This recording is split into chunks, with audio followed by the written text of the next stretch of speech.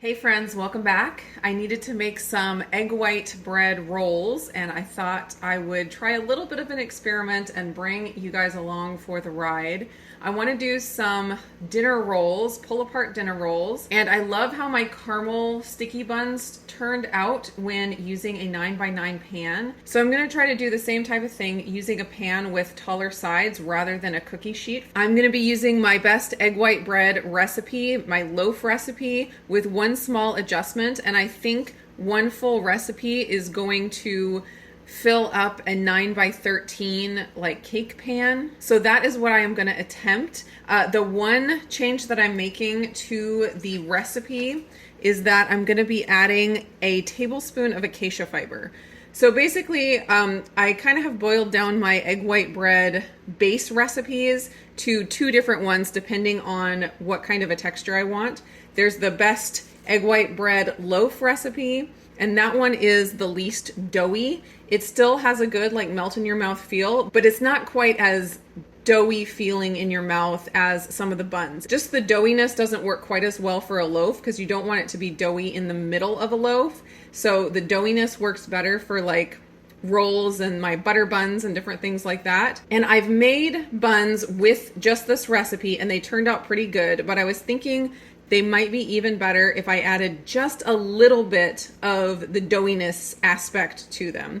And basically the way that I add doughiness to a recipe is I add fiber. Acacia fiber, psyllium husk, oat fiber. The addition of that kind of fiber seems to add the doughiness for me. And in my butter bun recipe, I use 3 tablespoons of acacia fiber. And that gives a really nice, doughy, really melt in your mouth feel.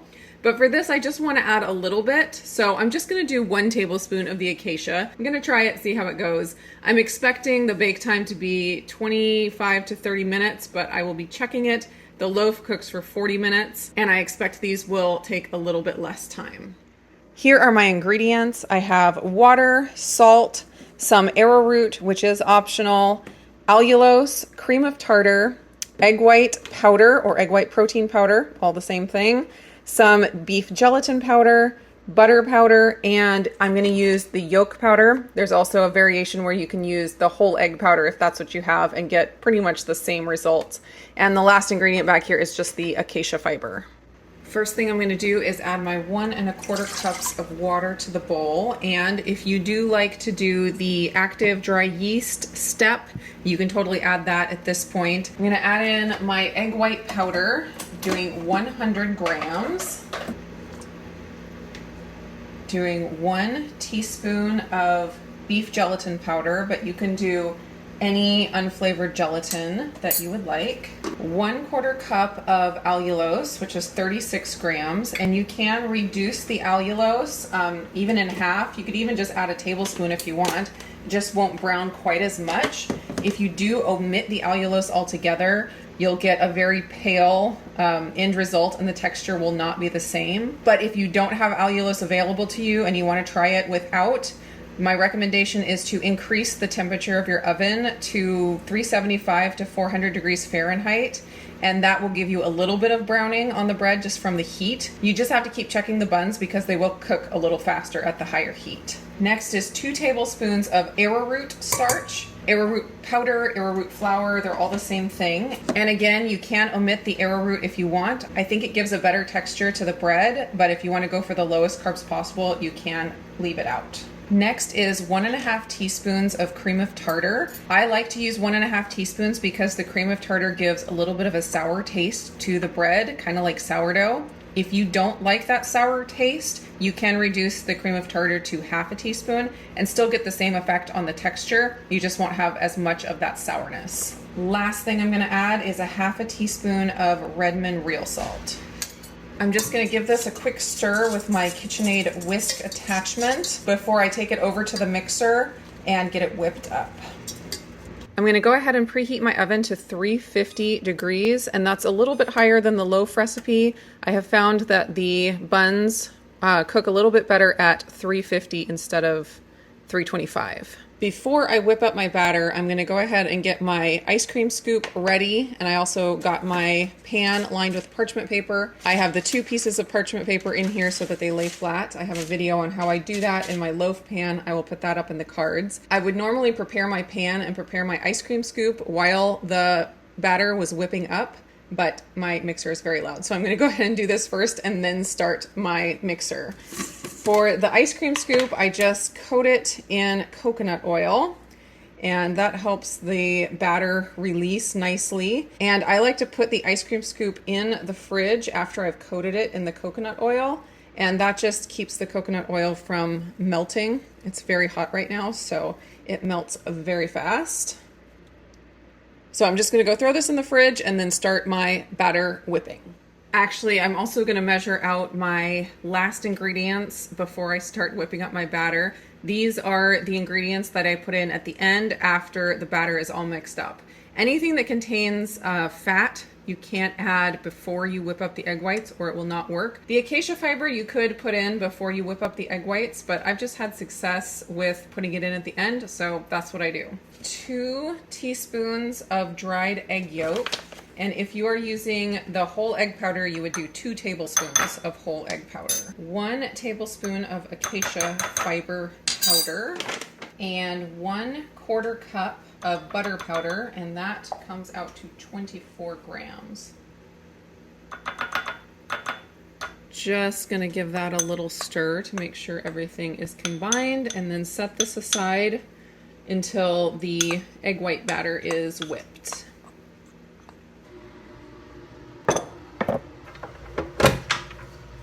I'm going to start it on low and gradually increase the speed to high, and then whip it for 3 to 5 minutes until it is very stiff.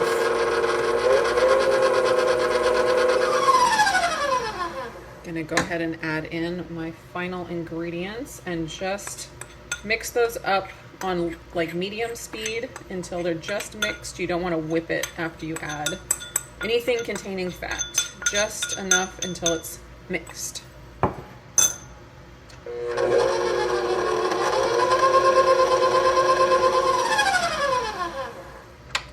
Call that good. Just going to give my batter a quick stir with a spatula to make sure everything got mixed in all the way. Now I'm just going to go scoop by scoop here, making my buns, and I got this too hard. Ugh, the coconut oil hardened so much I couldn't squeeze the handle. All right. Ooh. So I'm going to try to make 12 buns, 3 rows of 4. Let's see how far I get here.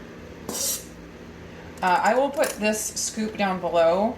I have 2 of these types of scoops, and I think this one is the extra large, and then I also have the jumbo, but this one is the extra large number 8. No, this is the extra large number 12, I think. I think the jumbo is the 8 because the numbers go backwards. Anyways, I will put it down in the description below. My batter is deflating very quickly, and I think it's just because it's such a hot day. That is my guess. Because normally adding acacia fiber helps the batter not deflate as fast. But I'm still getting a lot of deflation here, and it makes sense because this is going to be one of the hottest days of the year so far. Maybe not the best day to make egg white bread. Still have a little bit of batter left. I could have scooped a little bit bigger, or maybe used my bigger scoop for this. Let's see if we can add a little bit to the small ones.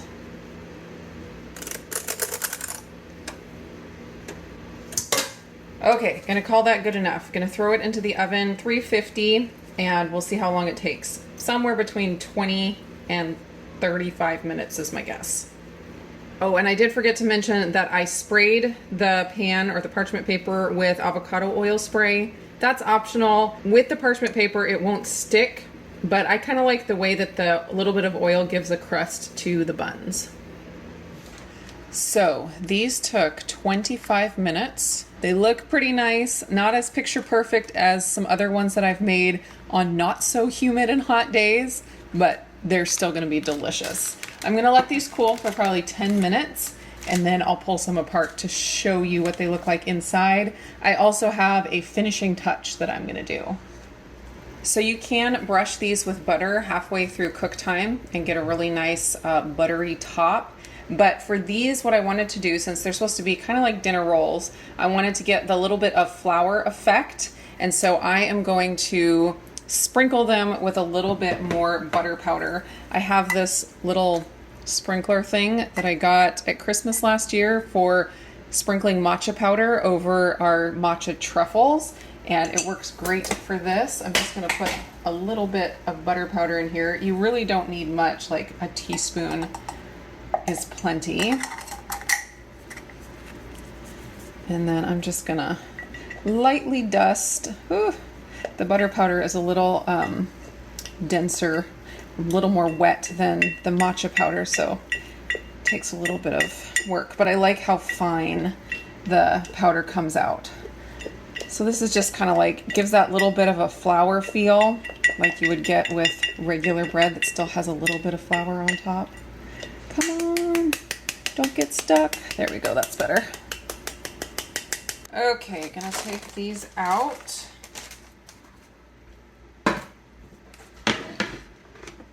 Oh, they do look pretty, don't they?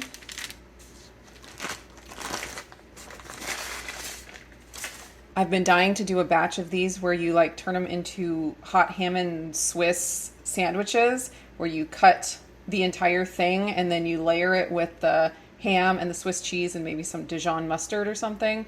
And then you bake that and get it all toasty and the cheese all melty.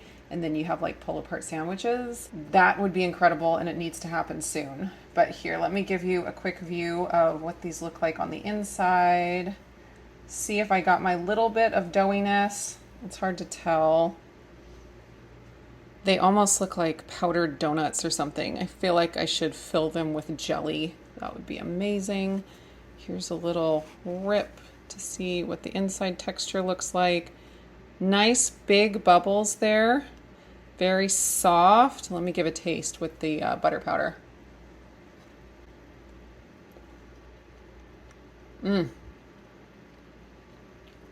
Super, super good. So I've made this style of roll with the best egg white loaf bread recipe without the acacia fiber.